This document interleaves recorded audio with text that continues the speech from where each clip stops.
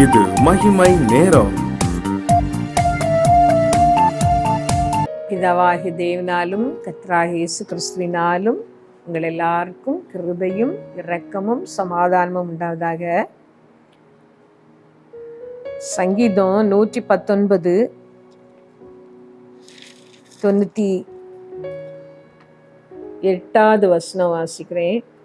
நீர் உம்முடைய கற்பனைகளை கொண்டு என்னை என் சத்துருக்களிலும் அதிக ஞானமுள்ளவனாக்குகிறீர். அவைகள் என்றைக்கும் என்னுடனே இருக்கிறது. இந்த நாளிலே நாம் தியானிக்க போகிறது வேதம் நமக்கு ஞானம். வேத வசனத்தை கொண்டு கர்த்தர் நம்மை ஞானமுள்ளவர்கள் ஆக்குகிறார் என்று சொல்லி நாம் பார்க்க போகிறோம். கர்த்தருடைய வேதத்தை அதிகமாக நாம் வாசிக்கும் பொழுது, கர்த்தருடைய வசனம் நமக்கு தியானமாக மாறும் பொழுது, நம்மை அறியாமல் நாம் ஞானமுள்ளவர்களாக மாறுகிறோம். ஞானம் வேண்டும், எனக்கு புத்தி இல்லை, நான் பேதையா இருக்கிறேன், என்னுடைய காரியங்களையே சரியாய் செய்வதற்கு எனக்கு தெரியவில்லை, எனக்கு புத்தி இல்லாததினால், ஞானம் இல்லாததினால் நான் கஷ்டப்படுகிறேன் என்று சொல்லி இதை கேட்கிறவர்கள் கவனமாக கேளுங்கள். நீங்கள் செய்ய வேண்டிய ஒரு காரியம், ஆண்டவருடைய வார்த்தையை நீங்கள் வாசிக்க பழக வேண்டும். உங்களுக்கு தெரிந்த ஞானத்தை வைத்து, பெரிய அறிவு இல்லை என்றாலும் உங்களுக்கு தெரிந்த அறிவை வைத்து ஆண்டவருடைய வார்த்தைகளை வாசிக்க தொடங்குங்கள். ஒவ்வொரு நாளும் வேதத்திற்கு என்னுடைய வாழ்க்கையிலே நான் முக்கியத்துவம் கொடுப்பேன், வேத வசனத்தை நான் வாசிப்பேன் என்று சொல்லி உங்கள் மனதிலே நீங்கள் தீர்மானித்து கொண்டு ஒவ்வொரு நாளும் கர்த்தருடைய வார்த்தைகளை வாசித்து பாருங்கள். கர்த்தர் உங்களை ஞானவான்களாக மாற்றுவார். வேதம் நமக்கு தருகிற ஒரு ஆசீர்வாதம் ஞானம். நாம் வாசித்த இந்த பகுதியிலே தாவீது சொல்லுகிறார், உம்முடைய வார்த்தைகளை நான் ஆராய்கிறபடியால், உம்முடைய வார்த்தைகளை நான் தியானிக்கிறபடியினால் என் சத்துருக்களை பார்க்கிலும் நான் ஞானமுள்ளவனாயிருக்கிறேன் என்று சொல்லுகிறார். அதே போல முதியோர்களை பார்க்கிலும் எனக்கு ஒரு ஞானம் இருக்கிறது, எனக்கு போதித்த எல்லாரை விட நான் ஞானமா இருக்கிறேன் என்று சொல்லி, ஆசிரியர்களை விட அதிகப்படியான ஒரு ஞானம் கொடுக்கப்பட்டது. முதியோர்களை பார்க்கலாம் அந்த அனுபவம் எல்லாம் கற்றுத்தருகிற அந்த ஞானத்தை விட வேத வசனம் ஒரு ஞானத்தை தருகிறது. சத்துருக்கள் தந்திரமாக மேற்கொள்ளலாம் என்று போராடுகிற சத்துருக்களுக்கு இருக்கிற ஞானத்தை விட அவர்களுக்கு தப்பி ஓடுகிற ஒரு ஞானத்தை கர்த்தருடைய வார்த்தை நமக்கு தருகிறது. 1 ராஜாக்கள்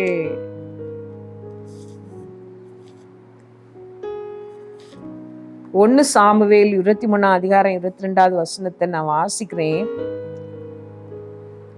சவுல் ராஜா தன்னுடைய ஊழியக்காரரிடம் சொன்ன வார்த்தை, நீங்கள் போய் அவன் கால் நடமாடுகிற இடத்தை பார்த்து அங்கே அவனை கண்டவன் யார் என்பதையும் இன்னும் நன்றாய் விசாரித்து அறியுங்கள், அவன் மகா தந்திரவாதி என்று எனக்கு தெரிய வந்தது என்று சொல்லி. ஒரு ராஜா தன்னுடைய ஒரு பிரஜையை தேடி திரிகிறார், ஒரே ஒரு மனுஷனை தேடி திரிகிறார், கிடைக்கவில்லை. எவ்வளவோ அவர் பின் தொடர்ந்தோம், கர்த்தரோ இவனை அவன் கையில் விடவில்லை என்று பார்க்கிறோம். ஒவ்வொரு தடவையும் நாம் வேதத்திலே வாசிக்கும் பொழுது தாவீது ரொம்ப ஞானமாக அவர் நடந்து கொள்ளுகிறார். 2 தடவை கர்த்தர் தாவீதின் இடத்திலே அந்த ராஜாவை ஒப்பு கொடுக்கிறார். முதல் தடவையிலே தாவீது போய் அவருடைய சால்வையின் தொங்கலை அறுத்து கொண்டு பின்னாக போய், என் ஆண்டவன் யாரை தேடுகிறார், ஒரு தெள்ளுப்பூச்சியா என்று கேட்டு ராஜாவோடு ஒப்புரவாகிறார். ராஜாவும் அழுது, என் குமாரனே நீ பலப்படுவாய் என்று சொல்லி அவரை அனுப்பி விடுகிறார் முதல் தடவை. 2வது தடவை கர்த்தர் சவுல் ராஜாவை தாவீதிடம் ஒப்பு கொடுக்கிறார். அந்த பொழுது கர்த்தர் அப்னேருக்கும் சவுல் ராஜாக்கும் நல்ல தூக்கத்தை வரவிடுகிறார். அயர்ந்து அவர்கள் தூங்கி கொண்டிருக்கும் பொழுது தாவீது ராஜா மெல்ல போய் அவருடைய ஈட்டியையும் செம்பையும் எடுத்து கொண்டு வருகிறார். இந்த தடவை தள்ளி நின்று கொண்டு போதுமான அளவு இடைவெளி விட்டு கூப்பிடுகிறார் தாவீது ராஜா. அப்னேரே கவனிக்க மாட்டீரா, இந்த தண்ணீர் செம்பும் இந்த ஈட்டியும் யாருடையது என்று கேட்டு. அப்பொழுது சத்தத்தை உணர்ந்து கொண்ட ராஜா கூப்பிடுகிறார் தாவீதை, என் குமாரனாகிய தாவீதே, இது உன்னுடைய அல்லவா என்று சொல்லி கேட்ட பொழுது, இந்த முறை தாவீது ராஜா பக்கத்திலே போகவில்லை. வாலிபரில் ஒருவர் வந்து இந்த தண்ணீர் செம்பையும் இந்த ஈட்டையும் எடுத்துக்கொண்டு போகட்டும் என்று சொல்கிறார். ஒவ்வொரு சூழ்நிலைகளிலேயும் தாவீது ராஜா ஞானமாக நடக்கிறார். அந்த ராஜாவே சொல்லுகிறார், அவன் மகா தந்திரவாதி என்று எனக்கு தெரிய வந்தது என்று சொல்லி. தாவீது போன இடங்களில் எல்லாம் புத்திமானாய் நடந்து கொண்டான் என்று சொல்லி வேத வசனம் சொல்லுகிறது. தாவீது ராஜா அப்படி புத்தியாய் நடந்து கொள்வதற்கு அவருக்கு அந்த வேத வசனங்கள், ஆண்டவருடைய வேத தியானம் உதவியா இருந்தது. என் சத்துருக்களை பார்க்கிலும் என்னை ஞானமுள்ளவன் ஆக்குகிறீர் என்று சங்கீதத்திலே நாம் பார்க்கிறோம். தாவீது ராஜா தன்னுடைய வேத தியானத்தை பற்றி சொல்லும் பொழுது, குறித்த ஜாமங்களுக்கு முன்பே என் கண்கள் விழித்து கொள்ளும், அவருடைய வார்த்தைகளுக்காக அதிகாலையிலே நான் எழும்பி விடுவேன் என்று சொல்லுகிறார். ஆவென்று நான் ஏங்குகிறேன் அந்த வார்த்தைகளுக்காக என்று சொல்லி தாவீது ராஜா சொல்லுகிறார். வேதத்தின் மேல், ஆண்டவருடைய வார்த்தைகளின் மேல் அவ்வளவாய் ஒரு விருப்பத்தையும் வாஞ்சையையும் அவர் வைத்திருந்தார். அவருடைய வாழ்க்கையின் வெற்றிக்கு அதுதான் காரணம். ஒரு பெரிய ராஜா எவ்வளோ காரியங்களை எதிர்கொள்ள வேண்டியது இருந்தது. அந்த ராஜாவாகிறதற்கு முன்னால் அவர் பெரிய யுத்தங்களை எதிர்கொள்ள வேண்டியது இருந்தது. எந்த மனித உதவியும் இல்லாமல் கர்த்தரை மாத்திரம் நம்பி அந்த போராட்டங்களை எல்லாம் அவர் மேற்கொள்ள வேண்டியது இருந்தது.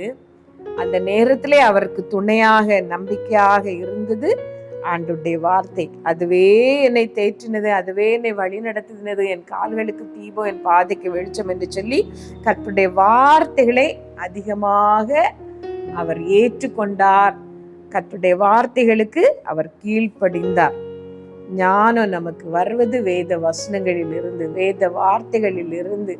பொய்யாய் பெயர் பெற்றிருக்கிற ஞானம் என்று பொய்யாய் பெயர் பெற்றிருக்கிற ஏமாற்றுகளில் இருந்து கர்த்தர் நம்மை விடுவித்து விலக்கி காக்க வேண்டுமானால் இந்த சமூலமும் சத்தியம் முழுவதும் உண்மையான இந்த வேதத்தை நாம் தியானிக்க வேண்டும். அவருடைய வேதத்தின் மேல் தியானமாய் இருக்கிற மனுஷன் பாக்கியவான். இரவும் பகலும் நாம் அதை தியானிக்க வேண்டும் என்று சொல்லி ஆண்டவருடைய வார்த்தை நமக்கு அறிவுரை தருகிறது.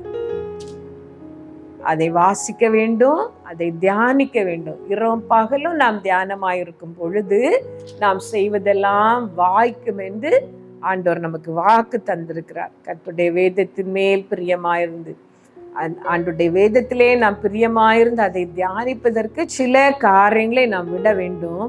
துன்மார்க்கருடைய வழிகள், பரியாசக்காரர் உட்காரும் இடம், இதெல்லாம் விட்டுச்சு நாம் அவருடைய வேதத்தில் தியானமாயிருக்க வேண்டும். இந்த நாளின் நிலைமைப்படி நாம் பார்த்தால் அதிக நேரம் நம்முடைய அலைபேசியோடு செலவழிப்பதை விட்டு, மணிக்கணக்காக மற்றவர்களோடு தொலைபேசியிலே பேசுவதை விட்டு கர்த்தருடைய சமூகத்திலே நாம் இருக்க வேண்டும். நம்முடைய எண்ணங்கள் சிதறடிக்கப்படாதபடி ஒரு மனமாய் ஒரு முகமாய் வேதத்தை தியானிப்பதற்கு ஏதுவாக வீண் காரியங்களிலே நம்முடைய சிந்தனைகளை சிதற விடாமல், அவசியமற்ற காரியங்களை ராத்திரியும் பகலும் பார்த்து கொண்டிருக்காமல் கர்த்தருடைய வேதத்திலே நாம் தியானமாயிருக்கும் பொழுது அவர் நமக்கு ஞானத்தை தருகிறார். நம்மை போதித்தவர்களை விட நாம் ஞானவான்களாய் விளங்க செய்கிறார். நம்முடைய சத்துருக்களை விட நம்மை ஞானவான்களாய் மாற்றுகிறார். நம்மை இந்த உலகத்திலே ஞானவான்களாக மாற்றி மறு உலக வாழ்க்கையிலே நம்மை ஆசீர்வதிக்கிறார். ஒரு நிமிடம் கண்களை மூடி, ஆண்டவரே வேதத்தை நேசிக்க, அதை தியானிக்க எனக்கு பலன் தாரும் என்று கேளுங்கள். எங்கள் நல்ல தகப்பனே, சத்துருக்களோடு யுத்தம் பண்ணுகிறவர்கள், பகைவர்களை நிமித்தம் போராடி கொண்டிருக்கிறவர்களுக்காக நான் ஜெபிக்கிறேன். ஆண்டவரே, தாவீதை போல சத்துருக்கள் துரத்த ஓடிக்கொண்டிருக்கிற ஒவ்வொருத்தருக்கும் ஆச்சரியமாய் நீர் உதவி செய்யும். உம்முடைய வேதத்தை அவர்கள் நேசிக்க, கீழ்ப்படிய, அதன்படி நடக்க நீர் உம்முடைய பிள்ளைகளுக்கு இறங்கி நீர் உதவி செய்ய நான் ஜெபிக்கிறேன். உம்முடைய கிருபைக்குள்ளே எங்கள் எல்லாரையும் மறைத்து கொள்ளும். இயேசு நாமத்தில் ஜெபிக்கிறோம் எங்கள் நல்ல பிதாவே, ஆமென்.